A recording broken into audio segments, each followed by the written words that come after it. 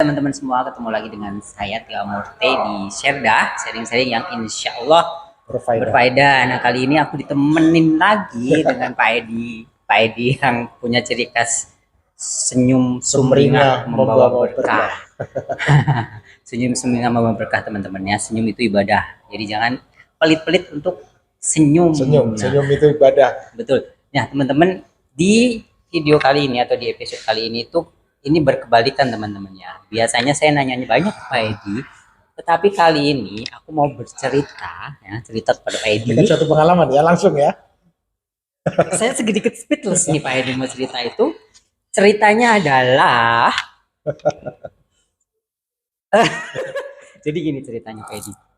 Jadi waktu itu malam lah ya, malam antara jam 10 sampai jam 10 jam 10-an itu saya ngobrol sama teman-teman saya itu di salah satu apartemen di Jakarta. Ngobrol di lobinya biasalah. Malam apa itu, Mas? Malam apa ya? Rabu kalau nggak salah. Tentunya bukan malam Jumat. Bukan malam Jumat kayak gitu. Jadi ceritanya begitu. Ini mistis ya? Ini bener-bener saya Horor ya? Dibilang horor gimana? Bener-bener ya. Horor mistis kan? Itu adalah pertama kali Pak Edi. Yang saya langsung lihat secara mata, ya kasat mata lihat langsung ya. Bukan kasat mata, emang nggak kelihatan, cuman rasa. Enggak, maksudnya yang bersangkutan langsung itu loh. Iya, bener Pak Edi. Jadi awalnya sih nggak tahu ya. Awalnya nggak tahu ini kenapa nih orang. Tiba-tiba habis ngobrol, tiba-tiba dia itu berkelakuan aneh. Yang kayak bukan dia. Matanya istilahnya tatapannya kosong ya? Tatapannya kosong. Saya tanya, dia nggak tahu siapa saya. Nah, dari situ dia curiga kan. Sementara di area situ tuh nggak ada orang yang bisa kayak Edi gitu kan, dia teman-temannya aja.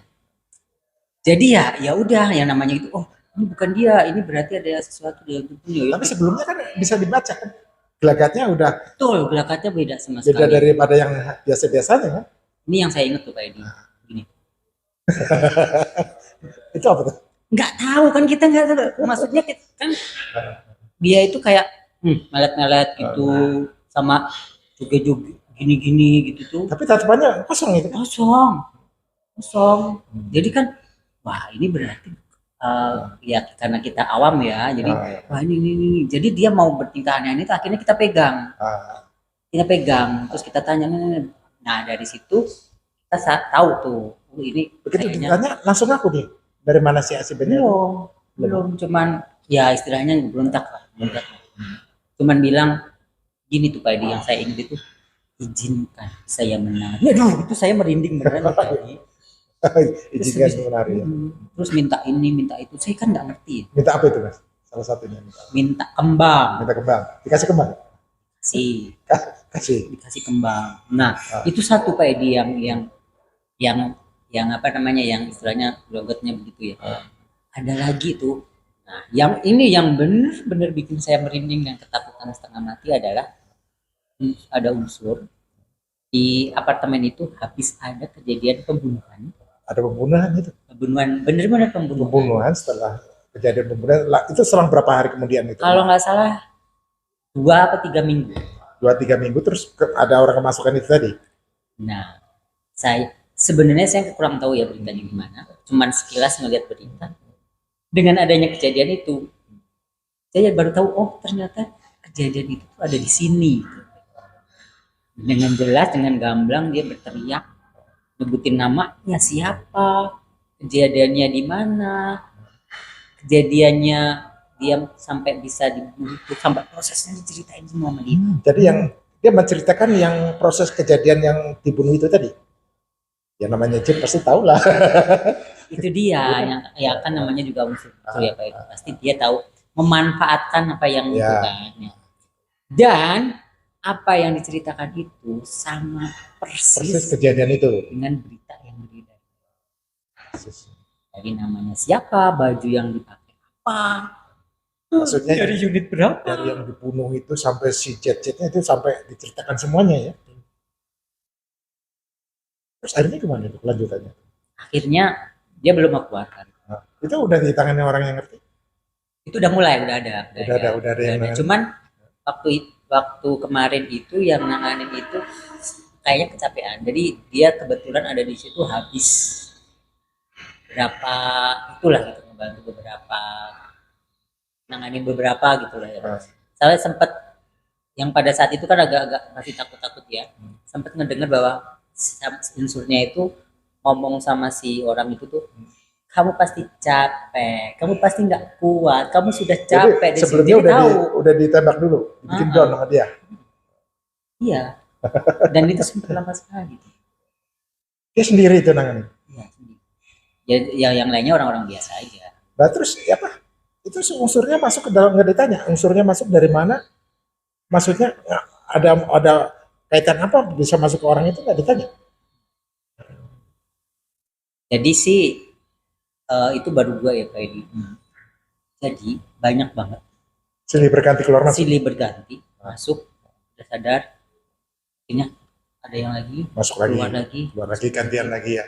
Jadi memanfaatkan momen seperti itu ya, yang sekitarnya ya. Nah kayak yang tadi yang Pak Edi sempat bilang bahwa kalau ada sesuatu itu berarti ada celah, Iya. unsur-unsur yang ada di sekitarnya itu karena udah Suka ada celah, nimbrung. suka nimbrung. Suka nimbrung. Itu saya bener banget Pak Edi itu Suka nimbrung. bener-bener secara langsung saya sendiri.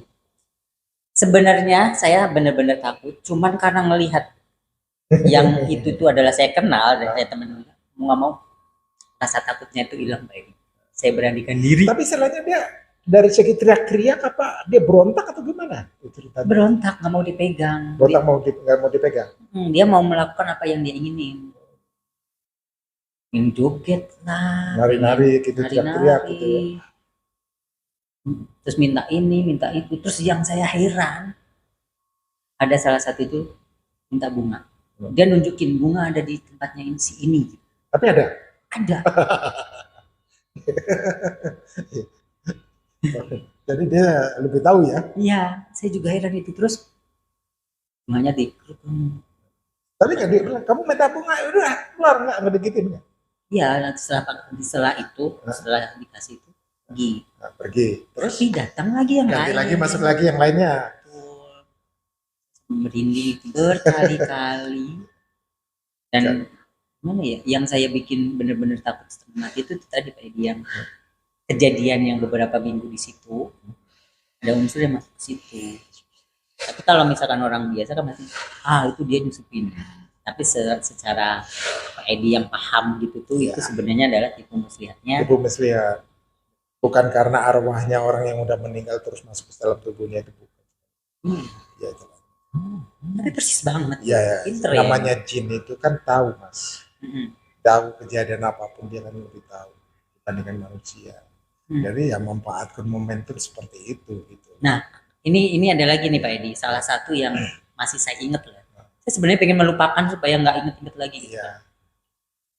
Dia itu katanya tinggal di situ. Tinggal di gedung itu, wilayah situ ya.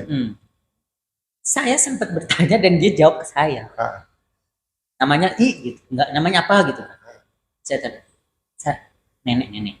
Saya tanya, tinggalnya dasarnya dari mana? Tinggalnya di mana? Ya jadi Pak Edi, yang saya ceritakan tadi itu ada salah satu yang saya itu ngajak komunikasi sama unsur yang masuk situ.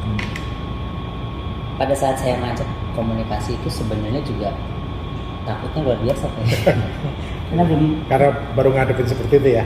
Iya, ngadepin langsung dan biasanya kan Pak Edi pakai doa apa baca gitu ya. Saya pun juga bacanya yang saya hafal aja, semuanya keluar gitu. Dan yang saya benar-benar bikin merinding itu ketika saya tanya, yang jawab Pak Edi. Jawab tuh, ya kan, nama kamu siapa? Dia jawab namanya siapa. Asal kamu di mana? Dia jawab lagi Pak Edi. Jawabnya pasti istilahnya yang meninggal itu nama yang meninggal bukan? Bukan, ini beda unsur lagi Pak Edi. Beda lagi. Ya, jadi kan ada beberapa unsur keluar masuk silih berganti. Nah, yang pas saya tanya itu dia bilang dia nenek. Dia bilang namanya saya sebut lah, pokoknya dia nyebut nama.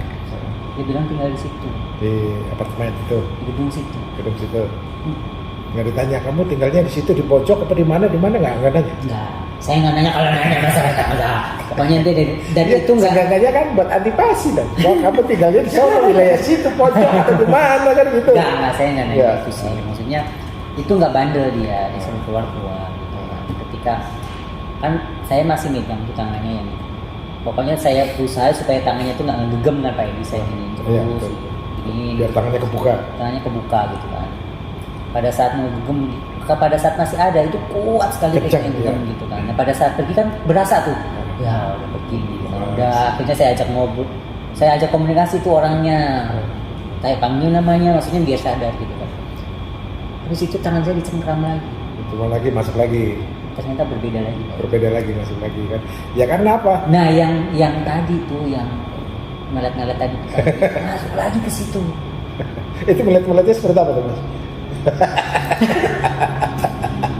Itu bukan orang kayak orang Pak Edi. Bukan, maksudnya ekspresinya itu bukan kayak orang. Meletnya itu benar-benar lidahnya itu kebayang banget. Tajam melet-melet ya. Terus matanya posisinya Kosong. kosong. Enggak maksudnya apa? Hitam-hitamnya kebalik semua. Apa? Enggak masih biasa. Masih ada kan? Cuma tatapan kosong aja ya. Matanya kosong. Dan maksa dia bilang izinkan saya menari gitu lagi. Izinkan saya menari. Tapi enggak yang ditanggap enggak. Kamu menari maksudnya tujuannya apa sih? Enggak. Enggak. Kamu sebenarnya siapa sih menari-menari begitu? Enggak sampai nanya seperti itu Pak Edi. Wong kitanya juga nggak ada ibaratnya kayak Pak Edi mungkin langsung semuanya digarap gitu loh. Ini kan ibaratnya yang ada di situ mah orang biasa semua. Terus itu maksudnya orang yang nanganin nggak nanya-nanya secara mendetailnya atau gimana? Enggak. Jadi dia itu dari jauh, ya enggak, bukan dari jauh ya. Pokoknya di kerumunan itu, tapi dia ngerjain gitu. Ketika ada yang kan ada beberapa keluar masuk. Kalau yang udah keluar masuk itu dia diam aja. Maksudnya bukan diem, mungkin bantu dari jauh kan nggak tahu itu. Pokoknya kalau yang udah bandel mau keluar dia baru hilang langsung. Dan sama kayak yang Pak Edi ceritakan yang di video itu yang kayak begini terus yang di sini nih Pak Edi kayak di punggung lah, pungkuk, pokoknya dicari lah di mana itunya. Ketika ada pas itu dia menjerit. Ya. Kalau sekiranya ditusuk ada pergerakan baru di situ ya kan? Pergerakan atau enggak dia menjerit. Berarti di situ. Nah, berarti di situ ya. Nah itu Pak Edi. Jadi sempat keluar masuk dan yang bikin geger dunia geger di situ Pak Edi itu ada salah satu unsur itu benar-benar yang kejadian di situ, pembunuhan di situ yang belum lama. Persis kejadian itu menceritakan yang ada itu tadi. Nah, jadi si unsur itu masuk nggak mau keluar ya, pada saat masuk itu langsung dia ngoceh, tolong saya tapi diungkap enggak? Dia makan cerita ngoceh yang dibunuh siapa ini siapa, orang dari mana? Emang yang dibunuh orang situ juga? Bagaimana? Saya sih beritanya kurang tahu ya Pak Edi. Katanya sih salah satunya penghuni di situ, tapi yang dibunuh bukan, diundang ke situ, dibunuh di situ. Dan pada saat dia masuk ke bukan kita ya, pokoknya pada saat unsur itu masuk situ, istilahnya dia menceritakan saya tuh dibunuh di tempat ini, caranya begini, yang bunuh orangnya kayak begini, uang saya diambil, atau saya diambil, cerita sampai detail. Maksudnya itu ada sisi pertemanan apa gimana dia waktu kejadian itu? Bukan kenal atau gimana? Nggak ada hubungan apa-apa. Berarti ini semacam kayak apa ya, kayak orang maling apa gimana terus? Oh maksudnya apa nih? Yang dibunuh itu. Oh Pak Edi, saya emang nggak ngikutin berita itu ya. Jadi ke setahu saya di berita itu si A sama si B yang dibunuh itu udah kenal. Oh udah, berarti ada ikatan teman atau gimana? Teman lama, katanya sih teman lama, dan pemicunya itu adalah karena kekecewaan sih katanya. Ada sakit hati lah ya. Ya akhirnya terjadilah itu. Yang saya sih nggak terlalu ikutin beritanya ya Pak Edi. Saya itu benar-benar tahu itu ya gara-gara kejadian kesurupan ini. Cerita benar-benar detail tempatnya di mana, diapain, proses dari dia ini sampai. Tapi sampai sekarang itu kejadiannya yang bunuh itu ketahuan. Udah ketangkap. Udah ketangkap ya. Kayak Pak Edi nanti baca berita biar nyambung di, nih cerita di kita. mana? Aku belum melihat. Mungkin di YouTube ada ya. Ada, nanti saya Coba share. saya mengulik lihat keadaan. Ya, Gimana? harusnya sebelum aku cerita Pak Edi nonton beritanya. Aku dulu belum ya. tahu, justru itu belum tahu. Iya itu benar-benar nanti deh Pak Edi cari beritanya, terus kemudian kayak aku sendiri itu benar-benar Pak Edi itu pengalaman saya yang benar-benar bikin saya aja nggak bisa move on sampai 3 hari loh.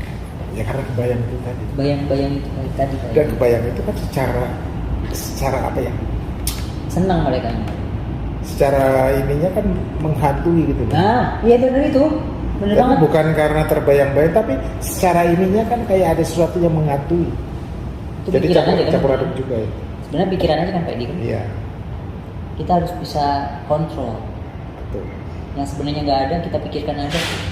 Sebenarnya juga nggak ada tapi kayak ada gitu loh. Karena suatu kejadian yang lihat langsung di situ, suatu saat nanti pulang ngelewatin pos itu pasti akan bangkit nalurinya kan dek. Ini padahal itu tiap hari dilewatin dong di lobi. Iya, Di akan lobi bangkit lagi gitu. Hmm. Suasananya akan bangkit lagi. Iya.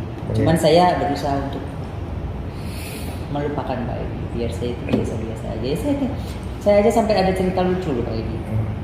Di hari kedua nih setelah kejadian. Saya masuk lift, minta ditemenin kan, temenin sama yang jaga situ, anterin dong ke sini. Udah masuk lift, saya keluar lagi Pak Edi, gara-gara belum bisa move on itu masih. Ya, karena masih teriang. Iya, udah keluar. Jadi Ngobrol-ngobrol lagi, masuk lagi, keluar lagi Hawa. 3 kali. Hawa itunya itu secara ininya itu masih menghantui. Jadi dibawa dengan perasaan masuk ke dalam kitanya, perasaan-perasaan itu kan. Kayak menyelimutin kita. Iya emang, bener. Situ. Ya sampai ya kalau saya hitung 3 hari sih. Di hari keempatnya sih udah biasa aja. Ya. Hawanya ibaratnya kan itu kan suasananya hawanya masih hangat. Iya, apalagi pas kan jam 3 tuh baru kelar, setengah 4 lah, benar-benar kelar. Itu saya nggak berani pulang. Bukan ya. Suasana hawanya itu masih Nggak berani pulang, saya akhirnya nebeng di salah satu penghuni di situ. Yang penting Tapi nggak ada teriakan yang tolong itu kan ya? Yang di mana? Yang secara ininya kan kadang-kala kan suka ada orang habis dibunuh besok malamnya itu suka ada teriakan tolong minta tolong. Teriakan yang nggak kelihatan. Iya, secara ininya gitu loh. Nggak ada. Yang itu ya, maksudnya Kan suka ada teriakan seperti suara yang nggak jelas ya. Iya. Nggak, yang dibunuh itu suka minta tolong. nggak ada. Emang karena suka ada tadi. Suka ada. Tapi itu tadi ya muncul ya. Kan dia kan. Ya itu sebenarnya ya bukan karena yang meninggal itu yang minta tolong kan. Ya itu tadi jelmaan Korin, bangsa Korin yang memanfaatkan situasi ya kan. Itu dia Pak Edi. Memanfaatkan momentum seperti itu. Tapi kan jadi. kalau misalkan saya pun ya, kan masih awam begitu. Saya juga berpikirnya bahwa wah ini arwah yang kemarin gentayangan ini. Iya. Sebenarnya kalau arwah gendangan sih menurut saya nggak ada sih. Kan cuma ketika perkara kok itu. Orang kalau udah meninggal kan udah otomatis kan putuslah 7 anak Adam kan. Udah putus perkara sesuatunya. Hanya 3 perkara. Ilmu yang bermanfaat, amal jariah, anak yang soleh. Iya. Kalau dia mau bergayangan, bergentayangan, mau teriak ini itu sesuatunya ya otomatis orang di sana aja mempertanggungan amal ibadahnya aja udah payah repot kok nggak mungkin. Kalau memang itu gentayangan kan suatu timpalan itu tadi semacam kayak Korin. Ya Korin itu otomatis ya jin-jin juga yang selama masa hidupnya mendampingin dia istilahnya jelmaan itu tadi itu kan ada suatu bangsa jin juga memanfaatkan situasi. Tapi benar nggak sih Pak Edi kalau ada yang bilang bahwa misalkan nih dia meninggal kecelakaan di mana gitu kan, misalkan di jembatan apa gitu. Nah dia itu sebelum masa itu dia nggak bisa kemana-mana, itu benar. Ya memang kita kan berbeda-beda ya itu kan cerita-cerita seperti. Tapi kalau secara dalil menurut secara agama kan nggak ada hukuman begitu kan udah dinyatakan putus. Manusia meninggal dunia putuslah hal-hal secara 3 perkara itu kan cuma 3 perkara. Ya itu tadi kalau memang itu ada berarti kan hanya suatu jelmaan yang memanfaatkan situasinya istilahnya mensuasanakan istilah kejadian itu kan biar mencekam atau gimana.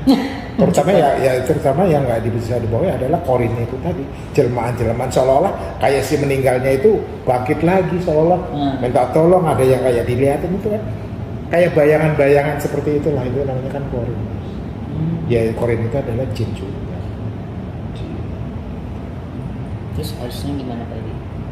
Ya sebaiknya kita kalau orang beragama nggak perlu lah takut ke hal-hal yang seperti kayak begitu. Kalau cuma istilahnya ada teriak-teriak begitu ya memang itu jin juga lah yang mau menggoda, mau istilahnya mempengaruhi suasana ya kan. Nggak ada itu. Menurut saya itu nggak ada hal-hal yang seperti itu. Ini gitu. Aja saya speechless lagi nih Pak Edi kalau ingat-ingat lagi itu beneran itu. Nggak lagi deh awalnya. Ya yakin. Mending diceritain orang daripada ngalamin sendiri. Kita harus bangkit lagi istilahnya apapun. Manusia itu kan makhluk yang paling sempurna. Betul sekali ya teman-teman ya. Kita mau melangkah kemanapun kan dengan adanya basmalah, bacaan ayat kursi atau gimana ya itu kita hal-hal itu kan terhindar. Iya betul Pak Edi. Kalau hanya takut atau gimana itu hanya perasaannya menghantui. Dengan kejadian itu pasti teriang lah. Nah iya Pak Edi. Iya itu emang agak-agak sulit sih ya kalau pikiran apalagi melihat secara nyata ya di depan kita, otomatis kan susah untuk melupakan. Begitu melihat langsung lewat ya otomatis bangkit lagi gitu. Perasaan menghantui kita akan bangkit lagi nantinya kan begitu. Tapi sebenarnya itu nggak ada lah, yakin aja. Betul, setuju Pak Edi. Ya teman-teman, itu adalah sharing saya, bukan sharing Pak Edi ya. Karena saya bercerita kepada Pak Edi pengalaman saya. Bukan pengalaman sih sebenarnya. Nyata. Kejadian nyata yang nggak disengaja. Yang dialamin. Yang dialamin, yang intinya sebenarnya nggak mau terlibat tapi ikut terlibat juga. Nah ternyata ada beberapa cerita dari Pak Edi di saya itu sedikit berguna di situ. Ya itu tadi ya Pak Edi ya, kalau kita mau berbagi ya hal-hal yang kadang-kala kalau kita ceritakan kadang-kala kan nawang apa yang suatu saat pasti berguna pada yang kita nggak tahu. Oh ternyata benar begini.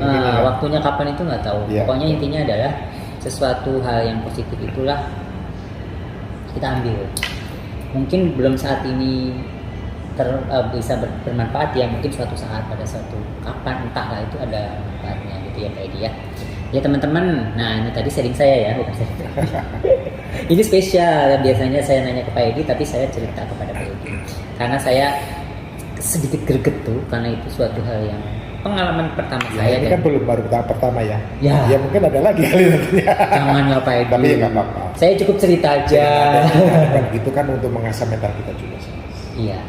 Betul, rasa takutnya yang tadinya begitu kan kita lama-lama akan mengikis mengurangi karena udah kebiasaan sering kali di hadapan begitu, otomatis kan akan terasa mental kita, menambah mental kita. Oh iya begitu. Dan kita ternyata memang ada, bukan karena sekedar dongeng ataupun cerita, ternyata pernah mengalami kenyataan kan begitu. Betul sekali Pak Edi, dan episode ini nggak usah panjang-panjang ya Pak Edi, yang Pak Edi aja yang paling panjang ya teman-teman. Sedikit sharing dari saya, bukan dari Pak Edi ya. Pak Edi, saya curhat lah ini kepada Pak Edi. Sampai ketemu di video-video selanjutnya bersama Pak Edi kembali ya. Yang belum subscribe jangan lupa subscribe dan like dan juga share. Sampai ketemu. Assalamualaikum. Waalaikumsalam.